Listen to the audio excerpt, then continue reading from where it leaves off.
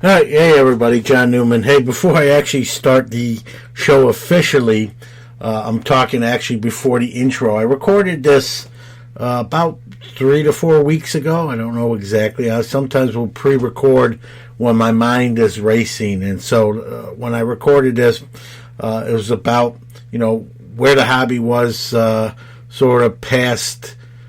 Getting close to a year into the pandemic, which was obviously in a good place, the hobby. I'm just talking about the hobby. In the intro, you're going to hear me talk about I'm probably not going to get the vaccine shot because I don't like needles. I have a fear of needles, believe it or not, even though I have tattoos. Go figure that one out. But I just want to clarify, and that's why I'm recording this more recent, is I will probably get the vaccine. So, as much as I don't like needles, I'm also look out for myself and my fellow man. So, I'm going to probably be getting the vaccine soon. I want to get the Johnson & Johnson version, the one-shot deal, and going to be doing some traveling here in the next few months to Dallas, to Chicago, and want to do my part so we can get through this COVID-19 and on the good side of this and on the other side. So you're going to hear me in the intro say I'll probably never get the vaccine. I wanted to record this just to walk back those comments and clarify them as well. All right, welcome back to another episode of Hobby Quick Hits, the short form podcast of our long form podcast, Sports Card Nation.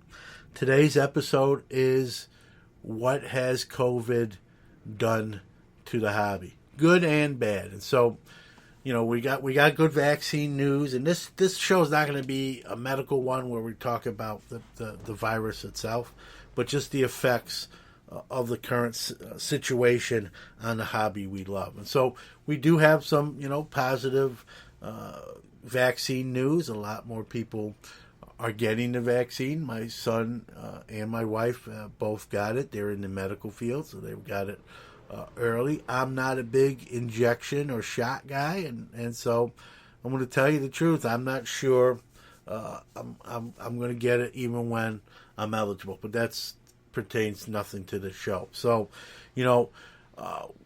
when the pandemic first started, obviously I went on Sports Card Nation and said, brace for impact. We're going to have some lean sales times, and prices may drop, and it'd be a good buying opportunity. And it was a good buying opportunity and a good selling opportunity too. So I was completely wrong on my prediction, and hey, I'm human, right?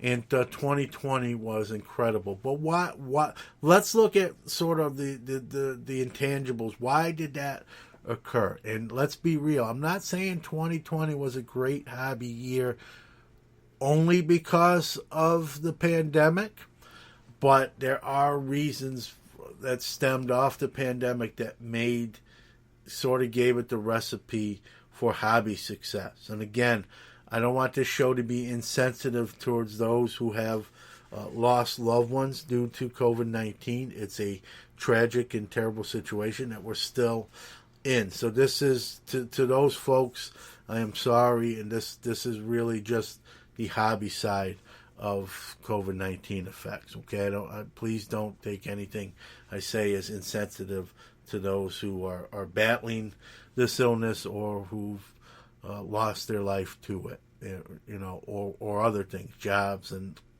unemployment and all that. I'm just coming at this as a hobby show. So one of the you say, well, why?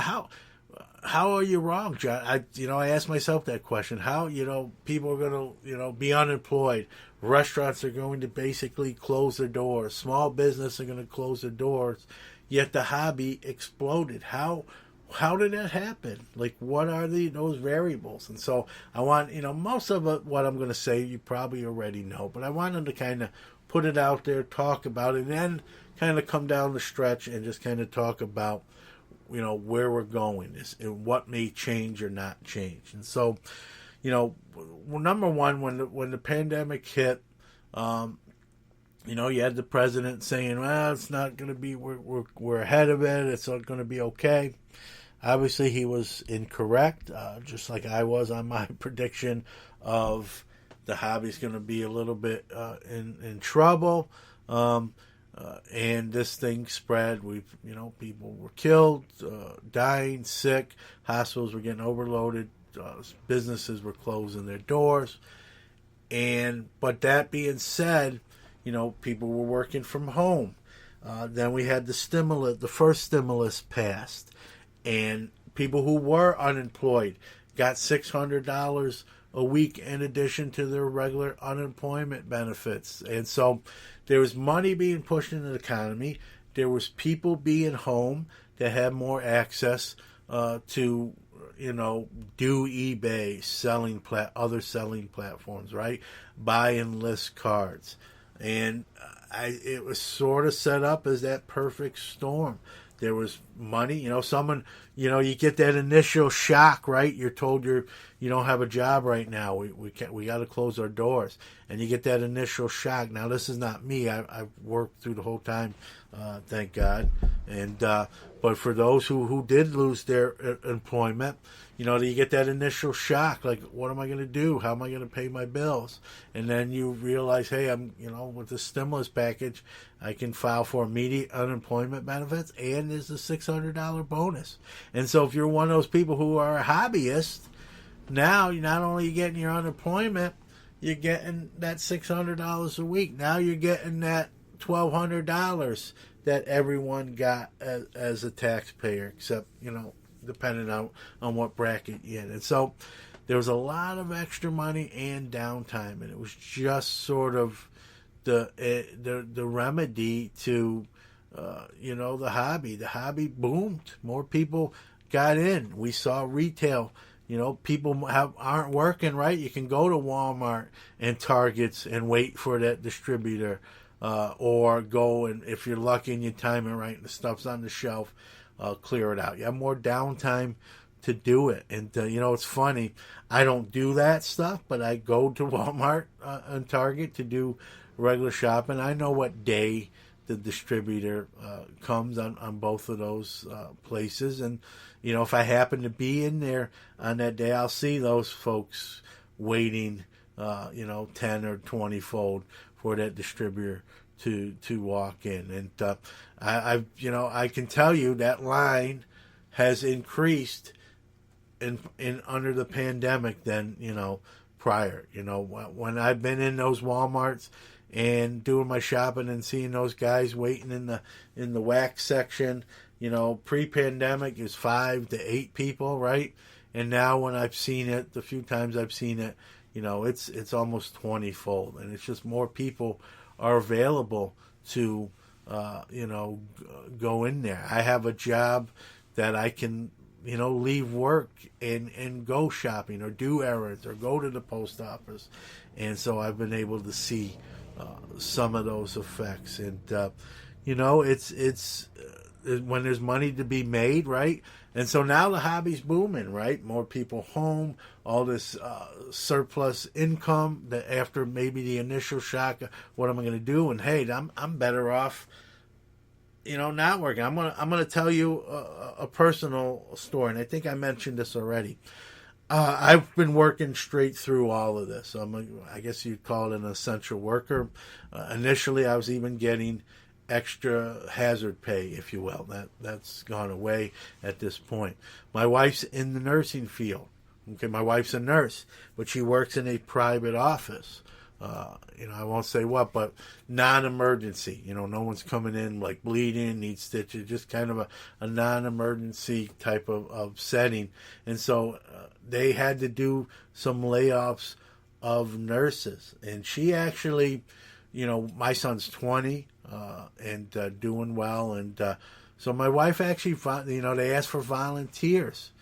And my wife, not even thinking about the financial stuff, my wife said, you know what, as long as I get unemployment, we have other nurses here with young kids. I don't have young kids. I want them to continue working. I'll kind of, if you want me to, I'll take the voluntary layoff.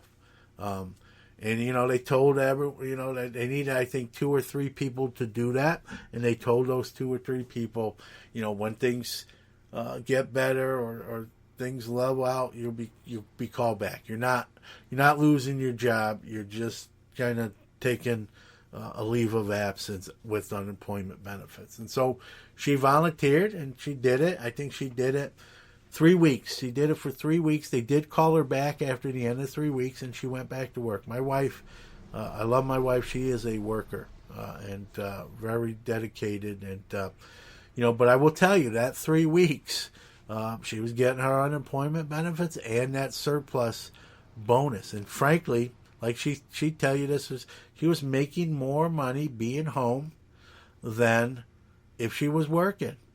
And so there was three of them, right? Her and 2 co-workers. And I'm not going to mention names, but after 3 weeks, they called them back. My wife obviously went back right away.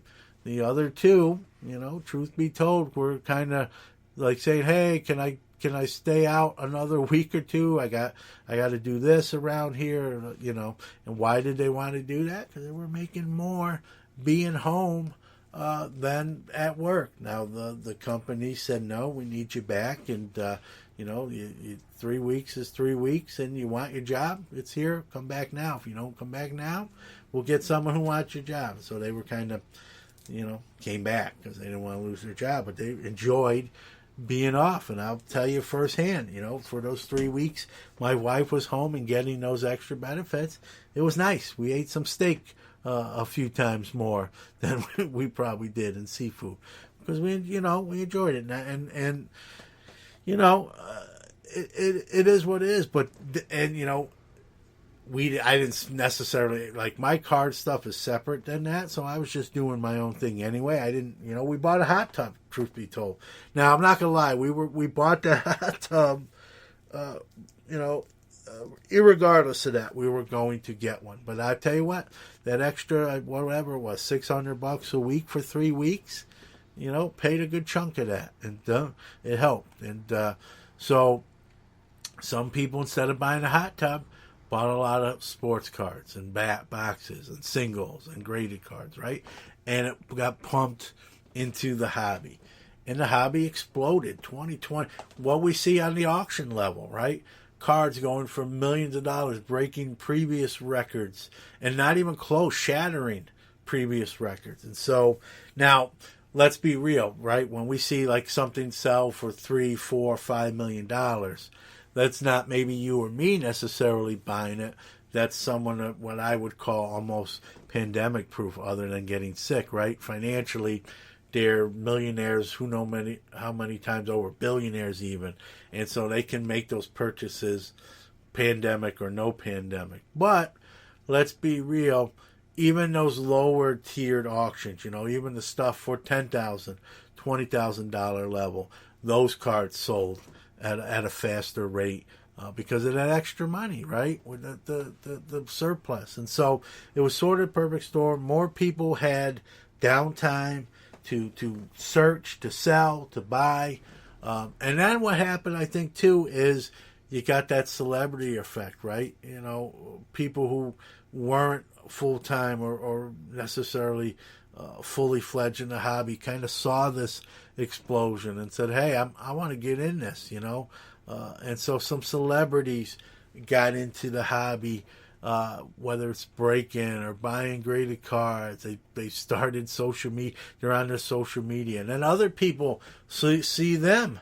Holy smokes, that celebrity's doing sports cards. I used to collect when I was a kid. It's booming again. I'm going to come back. I miss it a little bit. The sentimental stuff comes in. And so people got back. You got new people coming in the hobby. I think the new people are sort of twofold, right? You got new people who kind of remember doing it as a kid. I want to do this again. I am still a sports fan. And then you got that other side, right? Hey, I just want to buy something on Monday and sell it on Tuesday and double my money, right? And I know people look at them negatively, and I don't.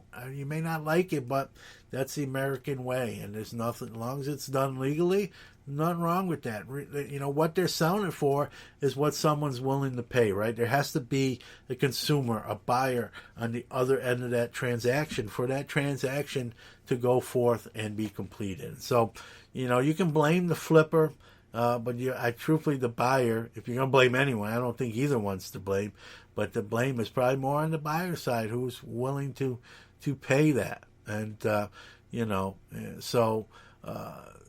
this just perfect storm, all these things aligned into place.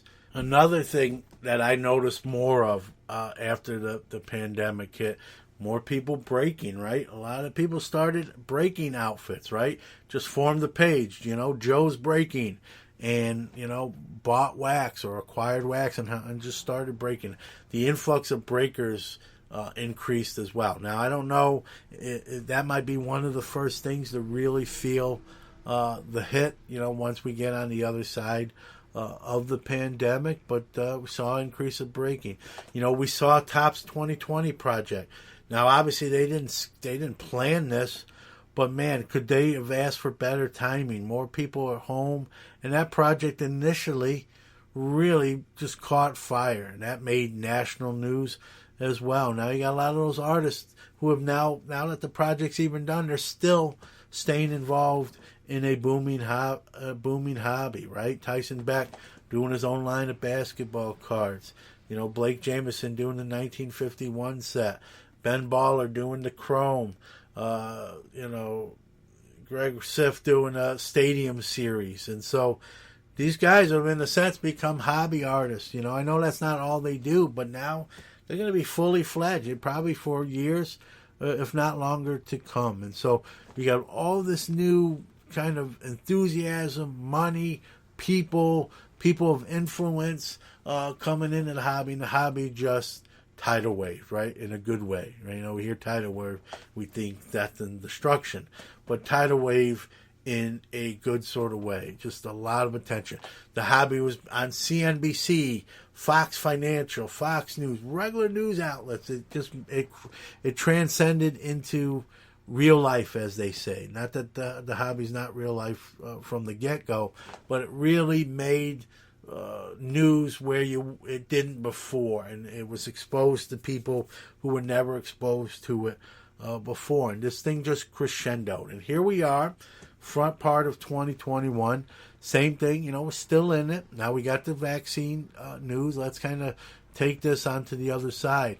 At some point, I don't know when. I don't have that answer. But at some point, I gotta believe we're gonna be on the other side of this pandemic. Numbers are gonna start to come down. Life's gonna go back to some sort of normalcy. Although I believe you're gonna see masks kind of be a way of life. May not be mandatory, but I think you're still going to see people, maybe even myself included, just we've worn them so long now, what difference does it make, right? And so, businesses are going to reopen. People are going to come off unemployment. Maybe they don't get those bonuses or surplus money. Stimulus checks are going to stop being passed by the government, and we're going to stop getting them. We all just got, I hope, if you're like me, we just got that $2,000 one, right? The front part here in January. And so those are going to, obviously when we're post-pandemic, you're not going to get that stuff. And, things are going to kind of come back to those levels that they were pre-pandemic. Do I think the hobby's going to, am I one of those guys that the sky's falling, the hobby's going to fail and crash? And no. But I believe there is going to be some correction. I think we're even seeing a little bit of it now on certain things with cards, prices, and stuff coming down to sort of levels they probably should be at. But this hobby is way too strong. One of the reasons it did so well after the pandemic was the level was at before the pandemic. This is not going away, but we may see a market correction, prices coming down. There's going to be some wax solutions. I think companies are going to do different things wax related. I've talked about it before. I think we're going to see more online direct to consumer than the retail level, and so these companies are seeing their wax blaster boxes get consumed quickly and resold at the next level. They're not foolish. they know, and they want to wet their beak too. And so I expect some changes on the wax level in the next year or two. Graded cards. We have new entries entering with CSG, and now even I see a hybrid grading that's going completely automation. Now they're completely come out of left field, so I don't know how that's going to go for them. But when the hobby booms, you get all these new in every facet, whether it's been grading, breakers, flippers. There's just going to be a more influx. And now when prices sort of come down, when the ROI is not as astronomical, all those people are not going. I don't care what you say. Some people are going to leave. Some people have already left, and I think that's going to be more. And so, with less people in the hobby, if that's the case, if that continues on that wavelength, there's going to be less people to buy, to sell. Again, there's still a lot of people in the hobby. It's not a mass exodus event. But there is a little bit less, and I think stuff will kind of come down to, I don't want to even say acceptable levels, what's acceptable, but to lower levels than, during the boom. And so there's not going to be a crash. I don't even know if you want to call it a correction. Even that might be too strong of a word, but it's going to kind of be a level. Maybe that's a better way to put it. Leveling off, right? Sort of that crescendo, that high note is going to kind of come back down to a regular part of a level, decibel level, and we're going to see. People got into the hobby when that decibel level was off the charts, right? When it comes back down to normal chart level, how many are going to love it enough to kind of just stick around? Sure, there'll be some, and that's great, and I welcome everybody, right? But there are going to be people who exit stage left, and with less people, there's going to be less transactions. That's any business, and so we'll see. Again, I think the hobby's super strong. It was super strong. Let's be real. Before the pandemic hit, the pandemic, for the reasons we just talked about, enhanced things with downtime, surplus money, and crescendoed. Now, as the pandemic hopefully sort of, the numbers go down and we get back to some sort of normalcy, then things will kind of come down. It's kind of like a graph, right? And, sports, kudos to sports for coming up with a game plan to still get those players on the playing surfaces and playing. Imagine if it completely shut down. What that would, we talked about. That was one of the things that was on the table when the pandemic hit, and the leagues had suspended operations. Like, if this thing goes on and extends out and they can't play, what is going to happen to card values, right? Thankfully, we never had to answer that question because they came up with protocols. The NBA and the NHL with the bubble. The NFL. Doing mass testing, as all the leagues did. And so, kudos to those organizations and leagues that were managed to keep the product on the field for us sports fans. And, let's be real. We know the card values. What are they based on, right? Performances, right? If Mike Trout bats 180 for the next 5 years and hits 12 home runs a year, his cards are going to come down. He's not going to be in the demand that he is now. And so ultimately it's performance that drives pricing. And so the sports didn't really miss too much of a beat. I think that was also a huge impact to hobby success that sometimes we don't talk about enough, as I just did right there. So what do I expect, coming out of the pandemic, whenever we do come out of the pandemic? I asked two people what would be the definition of coming out of pandemic or post-pandemic. You might get two different answers, but I think you're going to see leveling. You're going to see a leveling off on certain things. I think you're going to see, less of things. I think you're going to see less, people breaking all these new breakers that opened up a Facebook group, and Jimmy's Breaks. I think you're going to see some of those kind of tail off, go away. I think you're going to see some of these new grading card companies. They're either going to make it and establish themselves, or they're going to go by the wayside or become like the GMAs. Right? They're there, but they're not in the arena trading blows with the big boys. So. But the hobby's still strong. Speaking for myself, I'm going to be involved in some capacity, probably to my last day on the planet, and I'm having fun with it. I hope you are too. And I hope you're, speaking of the COVID-19, I hope you and yours are staying healthy, staying safe, following the protocols, so we can have a post-pandemic hobby. So with that being said, thank you for your time. Thanks for listening. Stay safe. Stay healthy. We'll see you very soon. Happy trails till we meet.